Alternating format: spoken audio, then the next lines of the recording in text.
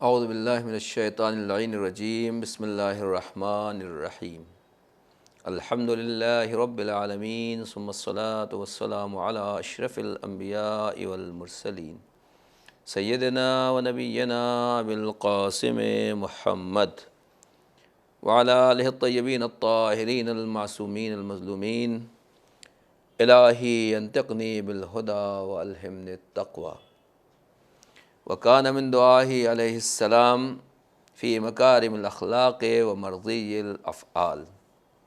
سلام ہو امام زین العابدین علیہ السلام کے اوپر، جن کی دعاؤں کی تشریح اور تفسیر کی خدا نے ہمیں توفیق دی ہے۔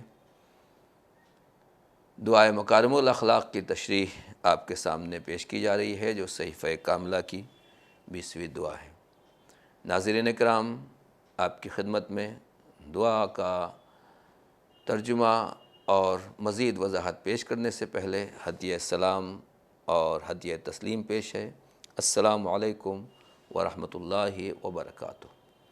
یہ وہ دعا ہے جو امام علیہ السلام نے ویلوز، اقدار اور ایک اچھا انسان اور اچھی انسانیت سکھانے کے لیے اور ہمیں ایک اچھا انسان بنانے کے لیے ہمیں تعلیم دی ہے۔ خدا کی بارگاہ میں امام یہ عرض کرتے ہیں کہ پروردگار، دنیا والوں کے سامنے جتنا بھی مجھے باعزت بنانا، اپنی نظر میں مجھے اتنا ہی گرا دینا اور میں اپنے کو اتنا ہی ذلیل سمجھوں۔ یہ وہ کوالٹی ہے جو ہر انسان کے اندر یا اکثر انسانوں کے اندر نہیں ہوتی۔ بہت کم وہ صاحبان توفیق ہوتے ہیں جنہیں پروردگار عزت دیتا ہے تو وہ اپنے کو ذلیل اور حقیر اور کمتر تصور کرتے ہیں۔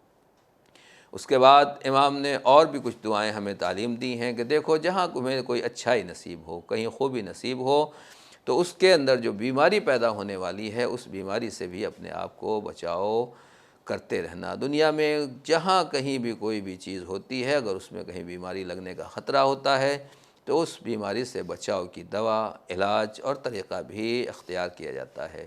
جو روحانی بیماریاں ہمارے دل میں پائی جاتی ہیں، ہمارے ذہن و دماغ اور ہماری روح میں پیدا ہونے کا امکان پایا جا رہا ہے، امام سجاد پہلے ہی سے ان بیماریوں کی طرف نشاندہی کر رہے ہیں اور ہمیں سمجھا رہے ہیں کہ یہ بیماری تمہارے اندر بھی پیدا ہو سکتی ہے۔ اس کے صحیح کرنے کا اور اس کے علاج کا سب سے پہلا طریقہ یہی ہے کہ خدا کی بارگاہ میں دعا کے لیے ہاتھ اٹھاؤ کہ پروردگار، یہ خوبی دی ہے، اس میں یہ برائی آ سکتی ہے، لہٰذا اس برائی سے مجھے محفوظ فرمانا۔ اسی میں سے یہ جملہ ہے، اللہم صلی علی محمد وآل محمد ومتعنی بہدی صالح لا استبدل بہ وطریقۃ حق لا ازیغ عنہا۔ پروردگار، خدایا محمد وآل محمد پر رحمت نازل فرما اور ہمیں صالح ہدایت سے نواز دے، ایسی صالح ہدایت جس کے بدل کی خواہش نہ ہو۔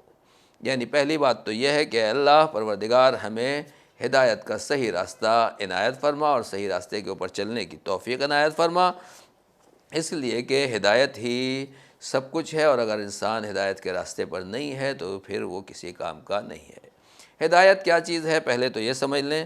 قرآن مجید میں ارشاد ہے، سورہ طٰہٰ آیت نمبر 50، قال ربنا الذی اعطی کل شیء خلقہ ثم ہدی۔ فرمایا کہ میرا رب وہ ہے جس نے ہر چیز کو اس کی خلقت عطا کی ہے، یعنی ہر چیز کو خلق کیا ہے، ثم ہدی، اور پھر اسے ہدایت بھی دی ہے۔ اللہ رب العزت نے، پروردگار عالم نے، جو کچھ بھی دنیا میں کائنات میں جس چیز کو بھی پیدا کیا ہے، اس کو بہرحال ہدایت دی ہے۔ خدا خود کہہ رہا، انا ہدیناہ السبیل اما شاکرا و اما کفورا۔ ہم نے انسان کو راہ ہدایت دکھا دی ہے، یعنی پہچنوا دیا ہے کہ صحیح راستہ کیا ہے۔ امام جعفر صادق علیہ السلام فرما رہے ہیں کہ اب چاہے وہ اس راستے کے اوپر چلتا رہے اور چاہے اس راستے کو چھوڑ دے، تو اصل خدا نے ہدایت دی ہے۔ دوسری بات یہ ہے کہ ہدایت ایک اچھا کام ہے۔ صحیح ہدایت کے اصل معنی ہی یہی ہے کہ انسان شیطان کے راستے سے نکل کے رحمان کے راستے کے اوپر آ جائے۔ قرآن مجید نے بھی بار بار اس کی اہمیت کو ہمیں بتایا ہے اور اس کی اہمیت کی طرف توجہ دلائی ہے۔ سورہ مائدہ آیت نمبر 32 میں ارشاد ہے، وَمَنْ أَحْيَاهَا فَكَأَنَّمَا أَحْيَا النَّاسَ جَمِيعًا۔ جس نے کسی ایک انسان کو قتل کر دیا اس نے تمام انسانوں کو گویا قتل کیا، اور اگر کوئی ایک انسان کو ہدایت دے رہا ہے، زندہ کر رہا ہے، تو گویا اس نے تمام عالم انسانیت کو زندگی عطا کرتی ہے۔ جب امام جعفر صادق علیہ السلام سے اس آیت کے بارے میں یہ پوچھا گیا کہ مولا یہ بتائیے کہ یہاں پر زندہ دینے، زندگی سے مراد کیا ہے، زندہ کرنے سے مراد کیا ہے، تو امام نے فرمایا من اخرجہا من ضلال الی ہدی فکأنما احیاہا، جس نے کسی گمراہ کو، بہکے ہوئے کو، بھٹکے ہوئے انسان کو نیک، اچھا اور صحیح راستہ دکھا دیا، گویا اس نے اس کو زندگی دے دی، اور جس نے اسے گمراہی سے ہدایت کی طرف کے راستے کے اوپر لگا دیا، اس نے گویا نیک راستہ دکھا دیا، اور جس نے ہدایت سے گمراہی کی طرف اس کو لگا دیا، گویا اس کو قتل کر دیا۔ تو ایک مرتبہ قتل جسم کا قتل ہوتا ہے، ایک مرتبہ کریکٹر، کردار کا قتل ہوتا ہے کہ انسان کو راہ ہدایت سے بھٹکا دیا جائے۔ اب ہدایت کا فائدہ کیا ہے، اس کا ثواب کیا ہے، توجہ فرمائیں گے۔ بہت سی چیزیں ہمارے بہت سے مومنین پوچھتے ہیں کہ کون سا ہم وہ عمل کریں کہ جس کا ہمیں زیادہ سے زیادہ ثواب ہو، مولانا فلاں عمل بتا دیجئے، یہ عمل بتا دیجئے، وہ مستحبات بتا دیجئے، یہ ذکر بتا دیجئے۔ تو بحر الانوار میں روایت ہے کہ جناب داؤد علیہ السلام ایک دن صحرا کی طرف نکل پڑے، جنگل بیابان میں اکیلے چلے جا رہے ہیں، فاوحی اللہ علیہ، اللہ نے وحی کی کہ داؤد یہ کیا بات ہے، اکیلے میدان میں، صحرا و بیابان میں آپ چلے جا رہے ہیں، کوئی بھی آپ کے ساتھ نہیں ہے۔ تو جناب داؤد نے کہا یا اللہ، تیری ملاقات کا مجھے اتنا شوق ہے، میں تجھ سے اتنا ملنا چاہتا ہوں، تجھ سے اکیلے میں دعا و مناجات گویا اس طرح سے کرنا چاہتا ہوں کہ میں شہر اور بستی کو چھوڑ کر تیری بارگاہ میں گویا حاضر ہو گیا ہوں، اور یہ مخلوقات میرے درمیان میں ہیں، اور ان مخلوقات کی وجہ سے میں تیری بارگاہ میں نہیں آ سکتا۔ فاوحی اللہ الیہ، تو پروردگار عالم نے جناب داؤد کی طرف یہ وحی کی، ارجع الیہم، جاؤ اپنے ساتھیوں کی طرف، رشتہ داروں کی طرف، اپنی امت چاہنے والوں کے پاس واپس جاؤ۔ فَإِنَّكَ إِن تَأْتِنِي بِعَبْدٍ عَابِقٍ أُصِبْكَ فِي اللَّوْحِ حَمِيدًا، أُثْبِتْكَ فِي اللَّوْحِ حَمِيدًا، جائیے، واپس جائیے، اگر آپ میرے کسی ایک بھاگے ہوئے، بھٹکے ہوئے بندے کو میری بارگاہ میں لے آئے تو پھر میں لوح محفوظ میں آپ کا نام حمید لکھ دوں گا، آپ کی تعریف لکھ دوں گا، یا لوح میں آپ کو بندہ حمید ثبت کر دوں گا، اور وہاں پر یہ آپ کی تعریف لکھی جائے گی۔ یعنی نبی خدا بھی اگر قوم کو چھوڑ کے جا رہا ہے تو یہ اللہ کو برداشت نہیں، بلکہ خدا یہ چاہتا ہے کہ جو لوگ بھٹکے ہوئے ہیں، بہکے ہوئے ہیں، راستے سے گمراہ ہیں، جو حیرانی اور ضلالت اور گمراہی میں پڑے ہوئے ہیں، ان کو کہیں نہ کہیں سے راستہ مل جائے، کہ جو شخص ان کو راستہ دکھاتا ہے، اللہ بتا رہا ہے پیغمبر سے، اپنے نبی سے فرما رہا ہے کہ میں لوح محفوظ میں آپ کو حمید قرار دوں گا۔ ایک بندے کو جو لے کر آتا ہے وہ حمید کہلاتا ہے۔ اب جس نے پوری عالم انسانیت کو راستہ دکھایا ہے، جس نے واقعاً جو خدا کا سب سے بہترین بندہ ہے، سب سے مصطفیٰ اور چنیدہ بندہ ہے، جو نبیوں کا سردار، رسولوں کا سردار ہے، کائنات میں سب سے افضل الناس ہے، یعنی ہمارے نبی حضرت محمد مصطفیٰ صلی اللہ علیہ وآلہ وسلم، اللہ نے ان کو محمد قرار دیا ہے۔ محمد جو قابل تعریف ہو، جس کی تعریف کی جائے، اللہ رب العزت جس کی تعریف کر رہا ہے۔ جناب داؤد سے کیا کہا خدا نے کہ ایک بندے کو لائیں گے تو لوح محفوظ پر آپ کو حمید لکھوں گا، آپ کی تعریف لکھوں گا، اور پیغمبر کو اللہ نے خود محمد قرار دیا ہے صلی اللہ علیہ وآلہ وسلم۔ مطلب یہ ہے کہ اللہ کے نبی نے کتنے لوگوں کو ہدایت دی ہے۔ اپنے رشتہ داروں سے آپ نے ہدایت کا سلسلہ شروع کیا، انہوں نے طعنے دیے، جنگ کی، آپ کو لیے نہ جانے کتنے راستے بند کیے، کتنی مصیبتوں کے پہاڑ آپ کے اوپر توڑے، مگر پیغمبر ڈٹے رہے، جمے رہے، اور اس زمانے سے لے کر قیامت تک جتنے بھی لوگ پیغمبر کا کلمہ پڑھنے والے ہیں، اس قرآن اور اسلام کے راستے کے اوپر چلنے والے ہیں، وہ سب کے سب ثواب اللہ کے نبی کو ملنے والا ہے۔ لہذا پیغمبر نے ان کو محمد قرار دیا، اور جو ان کی آل ہے انہیں آل محمد قرار دیا، اس لیے کہ آل محمد نے بھی اپنے اخلاق، اپنے کردار سے لوگوں کو راہ راست دکھائی ہے اور انہیں ہدایت کے راستے پر لگایا ہے۔ لوگوں کی ہدایت اور ان کو صحیح راستہ دکھانا۔ آج کے ماحول میں ہمارا یہ مزاج بن گیا ہے، کون کیوں ٹینشن لے، کسی کو کہنے کی کیا ضرورت ہے، روکنے ٹوکنے کی کیا ضرورت ہے، اصلاح کی کوئی ضرورت نہیں ہے، یہ لوگوں کا مزاج ہو گیا۔ حتیٰ کہ دین کے جو معاملات ہیں اس میں بھی ایسے کہنے والے کہتے ہیں کہ کیا ضرورت ہے اصلاح کی، لوگوں کو رہنے دیجئے، چلنے دیجئے، خوش ہونے دیجئے، اپنے آپ جو بھی کر رہا ہے کرنے دیجئے، ٹوکنے روکنے کی ضرورت نہیں ہے۔ لیکن ذرا آپ سوچیں کہ رسول خدا صلی اللہ علیہ وسلم کی نظر میں اس ہدایت اور رہنمائی کی، لوگوں کو راستہ دکھانے کی کیا فضیلت ہے۔ پہلے تو امام جعفر صادق علیہ السلام نے فرمایا کہ اگر کسی ایک آدمی کو راستہ دکھا دیا تو پوری گویا انسانیت کو تم نے زندگی دے دی ہے۔ اسی طریقے سے پیغمبر فرماتے ہیں مولا کائنات کو جب آپ نے یمن بھیجا تو آپ نے کہا کہ اگر جنگ کا معاملہ آ جائے تو اسے پہلے دین کی طرف، انسانیت کی طرف، خدا اور رسول کی طرف دعوت دینا، قبول کر لے تو اس سے تمہارا کوئی جھگڑا نہیں ہے۔ اور اے علی و ایم اللہ، پیغمبر نے خدا کی قسم کھائی، کہا اللہ کی قسم، اگر اللہ تمہارے ہاتھوں پر کسی ایک آدمی کو ہدایت دے دے گا، خیر لک مما طلعت علیہ الشمس وغربت، جہاں سورج کی روشنی پڑتی ہے، جہاں سے سورج نکلتا ہے، جہاں سورج ڈوبتا ہے، یعنی یہ پوری کائنات جہاں تک سورج کی روشنی جاتی ہے اور جہاں تک اندھیرا جاتا ہے، ان سب چیزوں سے بہتر یہ ایک آدمی کو ہدایت دینا ہے۔ وَلَكَ وَلَاهُ یا علی، اور تم ہی اس کے ولی ہو یا اس کی ولایت تمہارے لیے ہے اور اس کا ثواب تمہارے لیے رکھا گیا ہے۔ یعنی ایک آدمی کو ہدایت دینا پوری کائنات سے بہتر ہے جو پیغمبر نے بتایا ہے۔ اسی طریقے سے ہدایت جو ہے وہ اللہ پروردگار عالم دیتا ہے۔ امام سجاد خدا سے کیا دعا کر رہے ہیں کہ پروردگار ہمیں اس صالح ہدایت سے نواز دے جس کے بدل کی خواہش نہ ہو، یعنی وہ نیک راستہ مل جائے کہ جس کو ہم چینج نہ کریں۔ کچھ لوگ ہیں جو راہ ہدایت پر آتے ہیں مگر ٹریک چینج کر دیتے ہیں، راستہ بدل دیتے ہیں۔ اللہ کا شکر ہے، پروردگار کا احسان ہے کہ اس نے ہمیں در آل محمد پر لا کر کھڑا کیا ہے، ان کے در سے وابستہ کیا ہے۔ ہمیں امام سجاد، امام زین العابدین کی صحیفہ کاملہ کو پڑھنے، ان دعاؤں کو پڑھنے، بیان کرنے، سننے اور ان پر عمل کرنے کی توفیق دی ہے۔ پروردگار اس توفیق میں مزید اضافہ فرما۔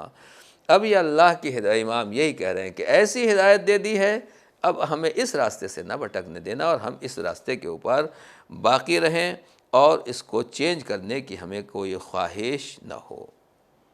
اللہ رب العزت یہ فرما رہا ہے کہ دیکھو عبادی، میرے بندو، کلکم ضال الا من ہدیتہ، تم سب کے سب بہک سکتے ہو مگر وہی بچے گا جسے میں ہدایت دینے والا ہوں، اور تم سب کے سب فقیر ہو مگر جسے میں مالدار و غنی بنا دوں وہی مالدار رہے گا، اور تم سب کے سب گنہگار ہو، گناہ کی طرف جا سکتے ہو، تمہارے مزاج گناہوں کی طرف دوڑنے کے ہیں، مگر جس کو میں بچا لوں وہی بچنے والا ہے۔ اب کس چیز کی انسان کو ہدایت ملتی ہے اور کون صحیح راستے کے اوپر چلتا جاتا ہے؟ ما اصاب من مصیبت الا باذن اللہ، سورہ تغابن آیت نمبر 11 میں ارشاد ہے کہ جو تمہارے اوپر مصیبت آتی ہے یہ اللہ کی اجازت سے آتی ہے۔ وَمَن يُؤْمِن بِاللَّهِ يَهْدِ قَلْبَهُ، جو اللہ پر ایمان رکھتا ہے اللہ اس کو ہدایت دے دیتا ہے، اس کے دل کو ہدایت دے دیتا ہے۔ وَاللَّهُ بِكُلِّ شَيْءٍ علیم، اور اللہ ہر چیز کا جاننے والا ہے۔ اگر خدا کی ہدایت حاصل کرنا ہے تو کیا گھر بیٹھے ہدایت حاصل ہو جائے گی؟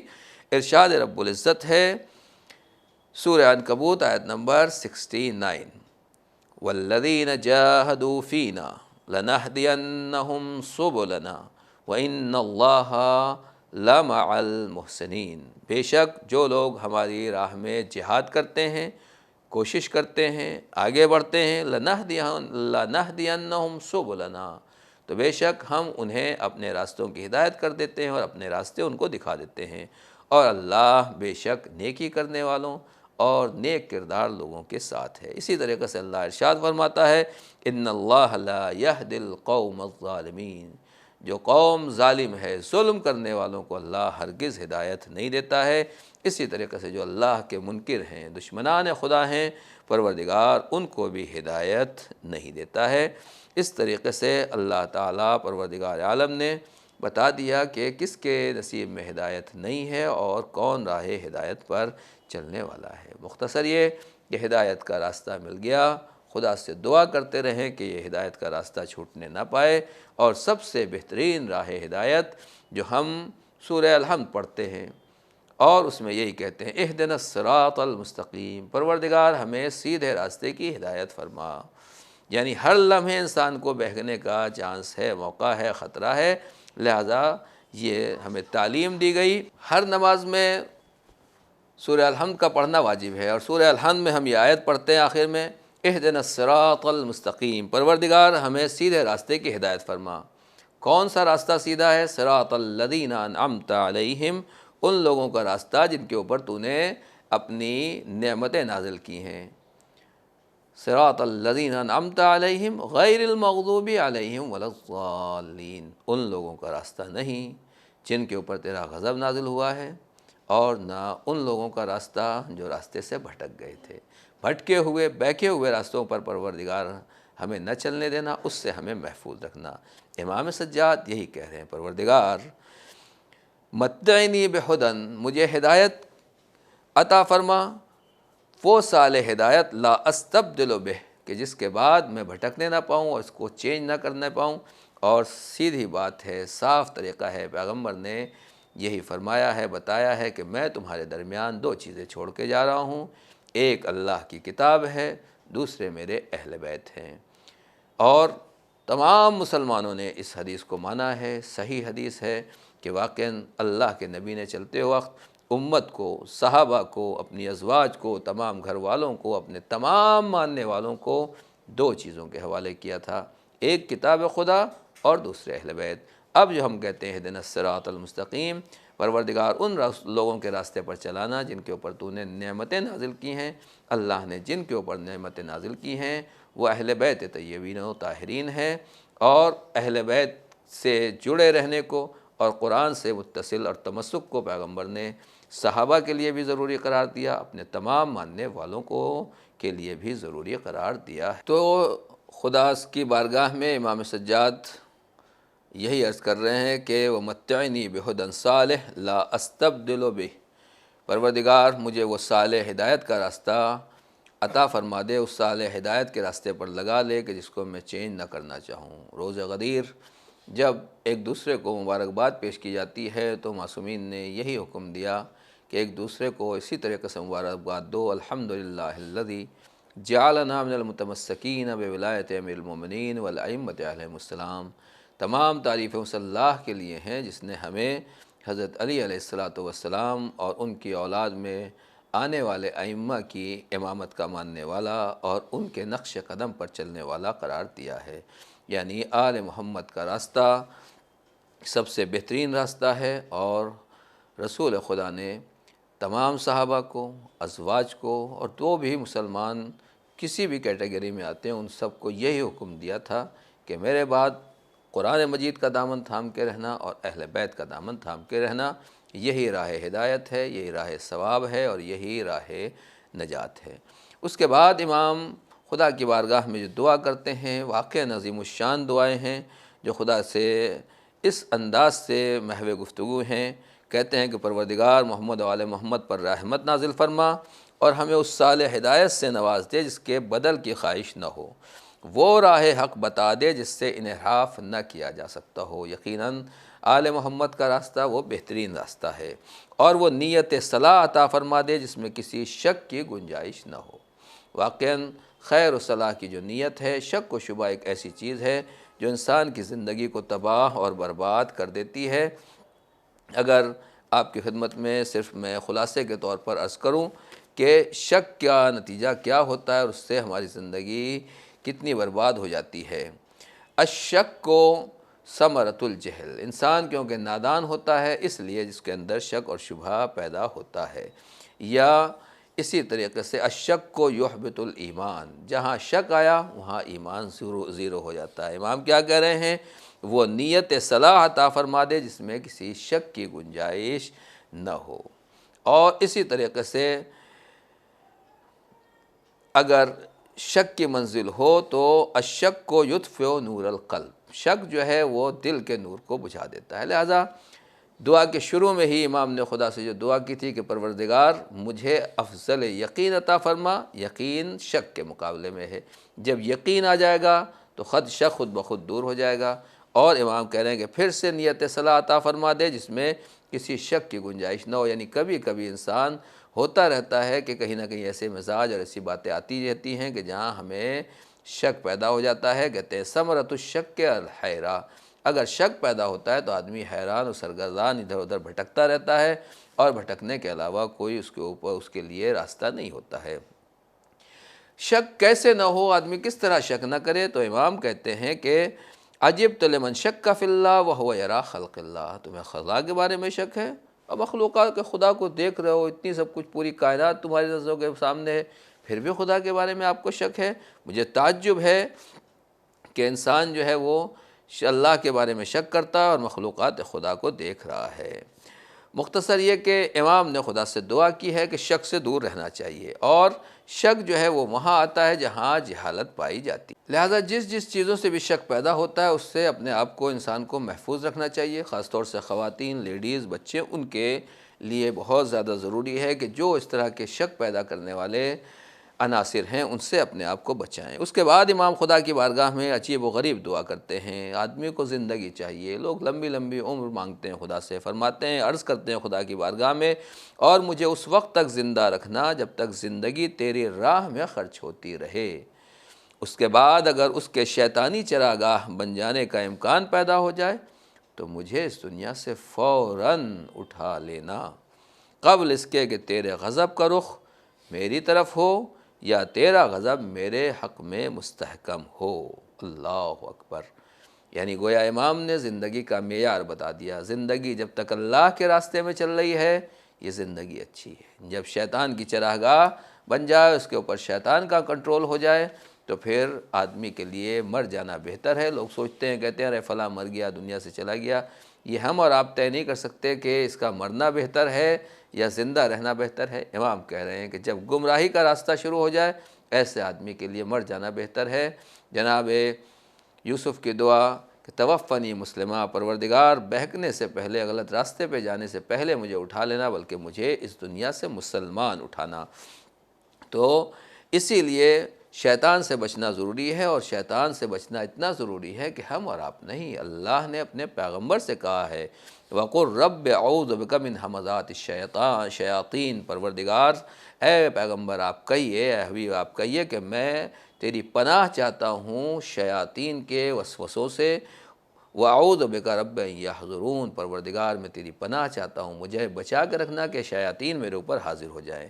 یا ارشاد ہے فَإِذَا قَرَأْتَ الْقُرْآنَ فَاسْتَعِذْ بِاللَّهِ مِنَ الشَّيْطَانِ الرَّجِيمِ، پیغمبر سے کہا جا رہا ہے کہ جب آپ تلاوت قرآن کریں، قرآن پڑھیں تو اعوذ باللہ کہہ لیا کریں اور شیطان سے اللہ کی پناہ مانگ لیا کریں۔ اللہ نے 2 سورے باقاعدہ معوذتین کے نام سے دیے ہیں، بسم اللہ الرحمن الرحیم قل اعوذ برب الناس، سورہ ناس ہے، اور بسم اللہ الرحمن الرحیم قل اعوذ برب الفلق من شر ما خلق، یعنی یہ بھی ایک طریقے کے تعویذات ہیں کہ جہاں شیطان سے بچنے کا حکم دیا گیا، اس لیے کہ شیطان ہمارا کھلا ہوا دشمن ہے۔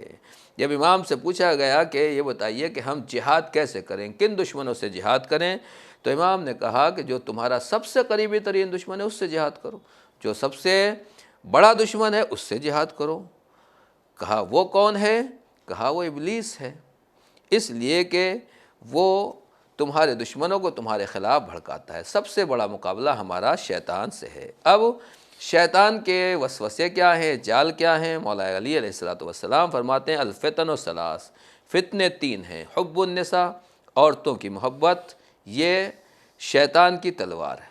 توجہ کریں گے کہ یہ عورتوں کی محبت شیطان کی تلوار ہے۔ شراب پینا یہ شیطان کا سینگ ہے۔ وحب الدینار و درہم، مال اور دولت اور کرنسی کی محبت جو ہے وہ شیطان کا تیر ہے۔ لہٰذا شیطان ہمیں بہکانے کی کوشش کرتا ہے۔ امام کہتے ہیں کہ اگر میری زندگی شیطان کی چراگاہ بن جائے تو مجھے اس دنیا سے اٹھا لینا۔ اب شیطان سے کس طرح بچا جائے گا؟ امام کہتے ہیں کہ اکثر دعا، زیادہ سے زیادہ دعا کرو، شیطان کے شر سے محفوظ رہو گے۔ اللہ کے اوپر توکل کرو، آیت کہتی ہے خدا سے توکل خدا کے اوپر کرو گے، شیطان کے شر سے محفوظ رہو گے۔ جس کے دل میں سچا خوف پایا جاتا ہے وہ شر شیطان سے محفوظ رہے گا۔ بہرحال کوشش یہی کرنا ہے کہ جو آدمی بھی ہمیں شیطان کی طرف لے جاتا ہے اس سے بچنا ہے اور شیطان سے محفوظ رکھنا ہے۔ امام یہی کہہ رہے ہیں کہ پروردگار جب میری زندگی شیطان کی چراگاہ بن جائے تو مجھے دنیا میں رہنے کی خواہش نہیں ہے۔ مولا کائنات فرماتے ہیں مجالست اہل الہوا منسات للایمان و محضرۃ للشیطان، جو ہوا ہوس دنیا پرست لوگ ہیں اگر ان کے ساتھ آدمی اٹھتا بیٹھتا ہے تو اس سے نتیجہ یہ ہوتا ہے کہ وہ ایمان کو بھول جاتا ہے اور شیطان کے راستے کے اوپر چل دیتا ہے۔ اور اسی طریقے سے امام صادق علیہ السلام نے فرمایا ہے کہ لیس الابلیس جندن اشد من النساء والغضب، شیطان کے پاس جو سب سے زیادہ مضبوط فوجیں اور لشکر ہیں، ملٹریاں ہیں، اور اس کی دو مضبوط آرمیوں کا نام، پہلی آرمی ہے عورتوں کی آرمی، خواتین کو استعمال کرتا ہے، اور دوسری غصہ، ایسے موقع کے اوپر وہ انسانوں کے اوپر قبضہ کر لیتا ہے۔ لہٰذا کوشش یہی کریں خدا کی بارگاہ میں کہ غصے سے اور شر خواتین سے، بری عورتیں جو ہیں ان کے شر سے اللہ ہم کو محفوظ رکھے۔ دعا کا ایک اور جملہ ہے جو خدا کی بارگاہ میں کہہ رہے ہیں، خدایا میرے اندر کوئی عیبدار خصلت نہ چھوڑ دینا جب تک اس کی اصلاح نہ کر دینا، اور کوئی ناقص کرامت نہ چھوڑ دینا جب تک اسے مکمل نہ کر دینا۔ یہ ہے امام سجاد کی وہ تمنا، وہ خواہش، وہ آرزو کہ جہاں یہ چاہتے ہیں کہ ہمارا ہر چاہنے والا منزل کمال تک پہنچے، اس کے اندر کوئی برائی نہ رہ جائے اور کوئی کمی نہ رہ جائے، اور جتنی بھی اچھائیاں ہیں وہ سب کی سب اچھائیاں اس کے اندر پیدا ہو جائیں۔ رب کریم پروردگار تیری بارگاہ میں دعا ہے ہمیں ان دعاؤں کو پڑھنے اور ان پر عمل کرنے کی توفیق عنایت فرما۔ والسلام علیکم ورحمۃ اللہ وبرکاتہ۔